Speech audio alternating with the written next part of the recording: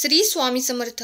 प्रेमळ भक्तांनो, जीवनात ज्यावेळी काहीच दिसत नाही, काही सुचत नाही, सर्वजण आपल्याकडे पाठ फिरवतात आणि आपण दुःखाशी झुंजत असतो, त्याच वेळेस आपल्याला साथ देतात ते म्हणजे आपले परमात्मा परमेश्वर.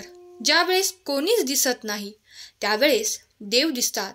म्हणून बाळांनो, लक्षात घ्या, काहीही झाले तरी परमेश्वरावरील विश्वास कमी होऊ द्यायचा नाही.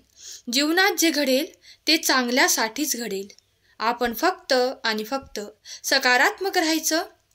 जे व्हायचंय ते होणारच आहे, परंतु चांगले दिवस आणण्यासाठी आपल्याला परमेश्वराशी जोडून राहणे गरजेचे आहे. जो परमेश्वराशी खरोखर जोडलेला आहे त्याला आयुष्यात दुसऱ्या कोणाच्या पाया पडण्याची गरज येत नाही. म्हणून परमेश्वराच्या चरणाशी राहा. जे घडायचंय ते घडेलच, परंतु आपण आपलं कर्म करत राहायचं. बाळांनो, विश्वास असल्यास हा संदेश शेवटपर्यंत ऐका आणि ज्यांचा विश्वास नाही त्यांनी हा संदेश ऐकला नाही तरी चालेल. कारण जर विश्वासच नसेल तर भगवंत कधीच तुमच्या मदतीला येणार नाही. म्हणून विश्वास ठेवा.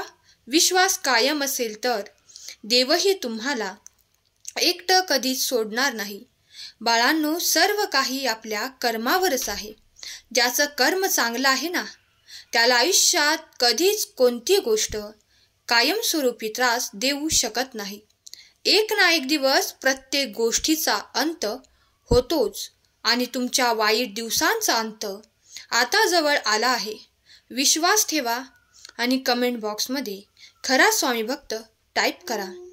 बाळांनो, हा प्रश्न तुम्हाला नेहमीच पडत असेल की चांगलं वागून लोक कायम त्रासमय जीवन जगतात आणि जे वाईट वागतात ते चांगलं जीवन जगतात. परंतु बाळांनो, असं नाही. एकदा पापाचा घडा भरला की त्याच्या पुढील सर्व पिढ्या बर्बाद झाल्याशिवाय राहत नाही. म्हणून पापाचा घडा कधीच भरू देऊ नका. आपल्याकडून किंवा आपल्या पूर्वजांकडून ज्या काही छोट्या मोठ्या चुका झाल्या, काही पापाचे काम झाले, त्याची परतफेड म्हणून आपल्याला इथून पुढे फक्त पुण्य करायचे आहे. आणि ज्यांचा पुण्याचा घडा भरतो त्याला मोक्ष नक्की मिळतो. म्हणून आपल्याला पापाचा नव्हे तर पुण्याचा घडा भरायचा आहे. लक्षात ठेवा, ज्यांचा विश्वास आहे त्यांनीच कृपया हा सुंदर संदेश शेवटपर्यंत ऐका. विश्वास असल्यास कमेंट बॉक्समध्ये श्री स्वामी समर्थ कमेंट करा. बाळांनो, ज्या दिवशी आपल्याला सर्वत्र अंधकार दिसतो, कधीच आपल्याला अशा वेळेस दुसरा कोणी साथ द्यायला येत नाही. त्यावेळेस फक्त आपले परमेश्वर आपल्याला साथ देण्यासाठी येत असतात. म्हणून विश्वास ठेवा. जीवनाचा खरा मार्ग आपल्याला परमेश्वरच शिकवतील. त्यांनी सांगितलेला प्रत्येक मार्ग हा सत्याचा असेल आणि आपलं भविष्य उजळणार असेल. म्हणून विश्वासाने हा संदेश शेवटपर्यंत नक्की ऐका. जीवनात कधी काय होईल हे सांगता येत नाही, कारण परमेश्वराच्या मनात जे येतं ते आपल्याला समजत नाही. आपण फक्त आपलं कर्म करत राहायचं. फळ देण्याचं काम परमेश्वर करतील. माणसाला फक्त अपेक्षा असतात, परंतु त्या अपेक्षा पूर्ण करण्यासाठी काय करायचं हे माहीत नसतं. तर बाळांनो, फक्त अपेक्षा ठेवू नका, तर अपेक्षा पूर्ण करण्यासाठी मेहनत करा. जीवनाचे घडवायचे आहे ते घडेलच, परंतु आपल्याला कसं वागायचंय, कसं बोलायचंय, कसे प्रयत्न करायचे, कशी भक्ती करायची, याचे सर्व ज्ञान असायलाच पाहिजे. नवनवीन दिवसांमुळे नवनवीन गोष्टी शिकणे देखील गरजेचे आहे. जीवनात फक्त तेच धरून राहायचं आहे. नाहीतर ज्यांच्याकडून चांगले शिकायला मिळेल ते शिकून घ्या. कारण जीवनात जो ज्ञानी माणूस आहे तोच पुढे जातो. जगात जे घडत आहे त्याचं ज्ञान असायला हवं, परंतु वाईट गोष्टींचे नव्हे तर चांगल्या गोष्टींचे ज्ञान असायला हवं.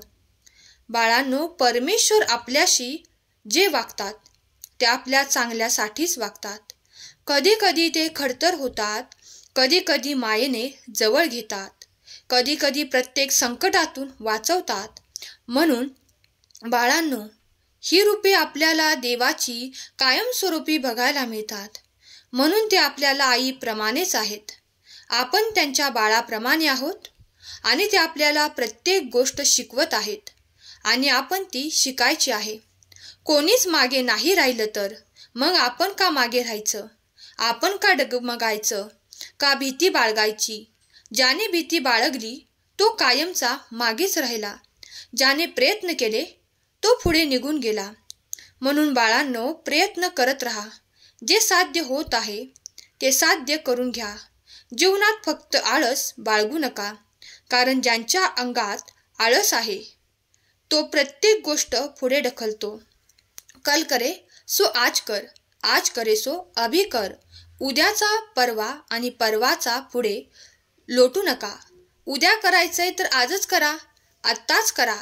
हे परमेश्वराला हवं आहे. परमेश्वर फक्त परीक्षा बघत असतात आणि त्या परीक्षेत पास होण्याचे काम आपले आहे. म्हणून बाळांनो, परीक्षेत पास झाल्याशिवाय थांबू नका.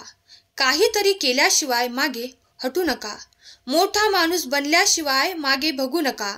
मागे वळायचं नाही, भीती बाळगायची नाही. जगायचं तर थाटात जगायचं. ज्यांनी तुम्हाला नावे ठेवली त्यांनीच तुमच्या पुढे पुढे केले पाहिजे. म्हणून बाळांनो, आपल्या आईवडिलांचे नाव मोठे करा, आपल्या स्वामींचे नाव मोठे करा. आपोआप लोक तुमच्या जवळ येतील. जे घडायचंय ते घडेलच, परंतु जीवनात काहीतरी करण्यासाठी तुम्ही प्रयत्न करा. तुम्ही ज्या वेळेस प्रयत्न कराल त्याच वेळेस देवाची मदत तुम्हाला मिळेल. मार्गदर्शन दिसत नसेल आणि काही सुचत नसेल ना, तर देवापुढे 2 मिनिटे जाऊन तरी बसा. देवाला वंदन करा, देवाकडे मागणी घाला. देव तुम्हाला मार्ग दाखवतील. कारण बाळांनो, ज्या दिवशी सर्वच मार्ग बंद होतात त्या दिवशी फक्त स्वामी समर्थ महाराज नवीन मार्ग निर्माण करू शकतात. आणि या जगाच्या निर्मात्याला नेहमी फक्त त्यांच्याकडे मागू नका, तर त्याला नेहमी धन्यवाद देत जा. कारण परमेश्वराने एवढे सर्व काही आपल्याला दिले, एवढं चांगलं जीवन आपल्याला दिले, त्याबद्दल त्याचे आभार मानायला हवेत. परमेश्वर ज्या प्रकारे आपल्या बाळाला चांगली शिकवण देतात त्याच प्रकारे त्या बाळाने देखील चांगलंच वागायला हवं. कारण कोणत्याच आईबापाला असं वाटत नाही की आपल्या मुलाने चुकीचं वागावं. तुमच्यामुळे कोणाच्या डोळ्यात अश्रू नाही आले पाहिजेत. तुमच्यामुळे कोणाला त्रास नाही झाला पाहिजे, हीच भगवंताची अपेक्षा आहे. जर तुम्हाला कोणाची मदत करता येत नसेल तर करू नका, परंतु त्याला त्रासही देऊ नका. कारण जिथे आपल्याला एखादी गोष्ट जमत नाही तर ठीक आहे, भगवंत नाराज होणार नाही. परंतु तुम्हाला एखादी चांगली गोष्ट करता येत नाही, त्याउलट जर तुम्ही वाईट गोष्टी करत आहात तर भगवंत कधीच तुम्हाला माफ करणार नाही. परमेश्वराची अनंत रूपे आहेत. कोणत्याही रूपात भगवंत येऊन तुम्हाला मदत करतील. फक्त तुमची नीतिमत्ता साफ असायला हवी. ज्यांची नीतिमत्ता साफ आहे ना, तो जीवनात काहीतरी करू शकतो. ज्यांची नीतिमत्ता साफ नाही, ज्यांचं मन साफ नाही, तो जीवनात कधीच काही करू शकत नाही. कोणाच्याही घरामध्ये भांडणे लावू नका. आपल्याही घरात चांगले राहा, चांगले वागा, चांगले बोला.